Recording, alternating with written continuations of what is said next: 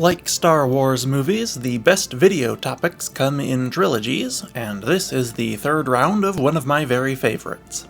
I'm Joey from Radio Free Coruscant, and these are the best ships to live in Star Wars, Volume 3.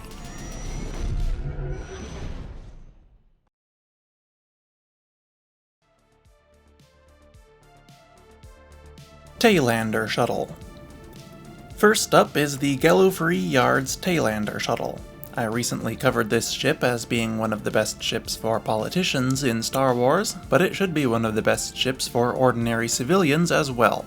It is likely most famous for its appearance in Star Wars Rebels, where it was scaled up considerably into a mass transit ship for some reason, but its original depiction in Attack of the Clones and the Clone Wars presents something more like a slightly larger GX-1 short hauler. So this is the version we will consider today. Unfortunately, the only time we have seen inside the Taylander is in the larger Rebels version, so it's hard to say what the inside of a normal Taylander would look like. Gallifrey products tend to be more on the industrial side and make for a less than stellar home, but the company was known to make more comfortable ships on occasion.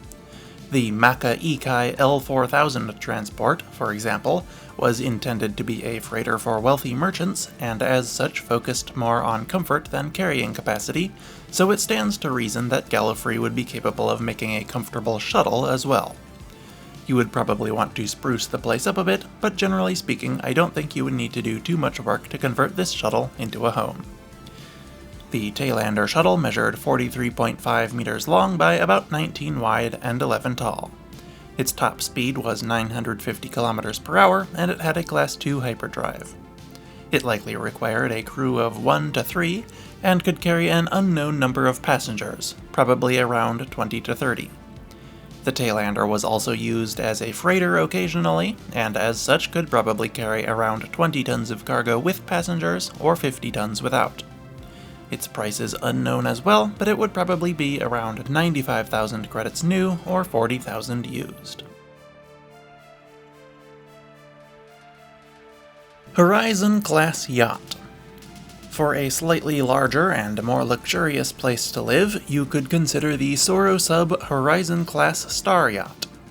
Yachts in general are usually a better choice than simple shuttles, as they are already intended for longer periods of inhabitation and thus require minimal effort to set them up to live in permanently. We don't know a whole lot about the Horizon class, but Soro-Sub's other most prominent yacht, the Personal Luxury Yacht 3000, is one of the most popular on the market, and it is safe to assume that the Horizon shares many of the qualities that make the PLY so beloved.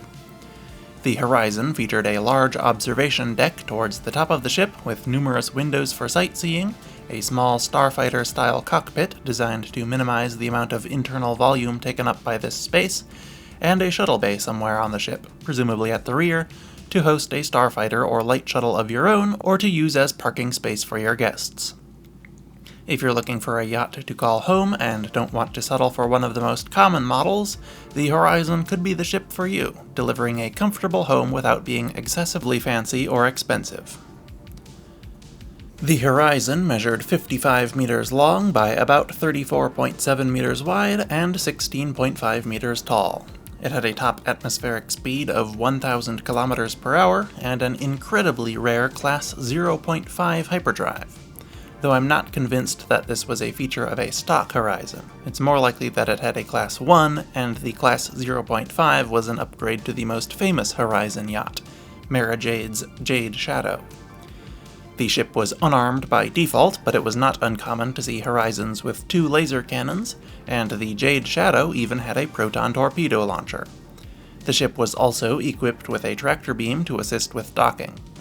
It required a minimum crew of 1 organic pilot or 1 astromech droid, but it was recommended to be flown by 2 pilots, 1 navigator, and an astromech droid. It could only carry 5 passengers, but they traveled in tremendous luxury, presumably with deluxe private accommodations. The ship could also carry 100 tons of cargo and 2 months of consumables. Its price was unfortunately unknown, but being slightly larger and fancier than the PLY 3000 by the same manufacturer, I would guess it to cost 300,000 credits new or 200,000 used. Ramsidian-class yacht. Going up in size and levels of luxury again, another very nice ship to live in would be the Sinar Fleet Systems T2 Ramsidian-class yacht. This ship was almost certainly inspired by the company's much earlier Star Courier transport, but much larger and more suitable for long-term habitation. It had a very nice interior featuring an office, a bar, and a lounge which was combined with the cockpit so that you can chat with your passengers while you pilot the ship, and so that they could enjoy the view out its enormous windows and sunroof. It also had doors to other rooms we haven't seen yet, likely a captain's quarters for the owner and several smaller passenger bunks for everyone else. And speaking of doors, it somewhat unusually had one in the cockpit, leading out to its large flat nose for you to get out and enjoy some fresh air on the patio when in atmosphere, though it did not appear to have safety railings, so I'm not sure I would recommend it. Perhaps they were retractable. There does appear to be a groove around the patio where they could potentially be hiding. This is certainly the least working-class ship on the list so far, though not the least yet to come, but for individuals of a sufficient income level, it would make for a fantastic mobile home. The T2 Ramsidian measured 68.9 meters long by 36 meters wide and 17.3 meters tall. The rest of its stats are completely unknown. If I were to hazard a guess, I would say it had a top speed of 850 kilometers per hour and a Class 1 hyperdrive. It seemed to only require one pilot and could carry 5 to 10 passengers, 20 tons of cargo, and 2 months of consumables. The Ramsidian's price is probably the hardest to determine of all of its stats, given its luxurious design and the frequently arbitrary pricing of Star Wars ships, but I would guess it to be around 400,000 credits new or 150,000 used. Nau'ur-class yacht. Of course, if the last two offerings aren't fancy enough for you, you may like the Kalevala Spaceworks Nau'ur-class yacht. This was a highly customizable, built-to-order space yacht that is sure to please even the wealthiest of individuals. The only two Nau'urs we have seen do not share a single attribute other than being very tall and narrow, including their size. This tells us that every detail of the ship could likely be chosen by the customer, as is the case on several other luxury yachts like the Bado class. We will focus on the first light type scene used by Dryden Voss of Crimson Dawn, as this version of the ship seems more useful as a home. The Coronet used by the Mandalorian government is more of a cruise ship or passenger liner.